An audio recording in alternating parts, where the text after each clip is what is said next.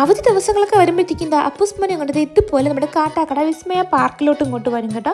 ഇന്ന് ഞായറാഴ്ചയായിരുന്നു ഞങ്ങൾ വന്നത്, പക്ഷെ ഭയങ്കര തിരക്കാണ്. ഞായറാഴ്ച ദിവസമാണല്ലോ ഷോപ്പിംഗ് ചെയ്യാനും പിന്നെ ഹോട്ടലിൽ നിന്ന് ഫുഡൊക്കെ കഴിക്കാനൊക്കെ എല്ലാവരും വരുന്നത്. അപ്പോൾ കുട്ടികൾക്ക് പാർക്കിൽ നിന്ന് കളിക്കുകയും ചെയ്യാമല്ലോ. അപ്പോൾ ഭയങ്കര തിരക്കാണ്. അങ്ങനെ കുറേ നേരം നിന്ന് അപ്പൂസ്മൻ കളിച്ച് തിമിർത്തിട്ട് ഇതാ വന്നിട്ടുണ്ട്. പിന്നെ കുറച്ച് സാധനങ്ങളൊക്കെ വാങ്ങിയിട്ട് നമ്മൾ നേരെ വീട്ടിലോട്ട് എത്തിയിട്ടുണ്ടായിരുന്നു. വന്നപ്പോഴത്തേക്കും സമയം രാത്രി ഒരു 7 മണിയൊക്കെ ആയിട്ടുണ്ടായിരുന്നു. ഇതുപോലെ പൈനാപ്പിൾ ജ്യൂസ് അടിച്ച് കുടിക്കാനായിട്ട് കുറേ ദിവസം കൊണ്ട് ഞാൻ വിചാരിച്ചിരിക്കുകയാണ്. നമ്മുടെ ചെറുപഴവും പൈനാപ്പിളും കപ്പലണ്ടി പഞ്ചസാരയും തണുത്ത വെള്ളമൊക്കെ ഒഴിച്ചിട്ട് അടിക്കുന്ന ജ്യൂസ്. ഇങ്ങനെ ജ്യൂസ് ഉണ്ടാക്കി കുടിക്കുന്നത് ഭയങ്കര ടേസ്റ്റാണ്. ഇവിടെ ഭയങ്കര ഇഷ്ടമാണ് എല്ലാവർക്കും. പിന്നെയാണെങ്കിൽ രാത്രിക്ക് വേണ്ടി കടലക്കറി ഉണ്ടാക്കാണ്. കടലക്കറി സിമ്പിളായിട്ട് ഉണ്ടാക്കുന്നത്. വേറെ മസാലകളൊന്നും ചേർക്കാറില്ല. മഞ്ഞൾപ്പൊടി പെരിഞ്ചീരകപ്പൊടി കുരുമുളക് മാത്രമേ മസാലയായിട്ട് ചേർക്കുള്ളൂ.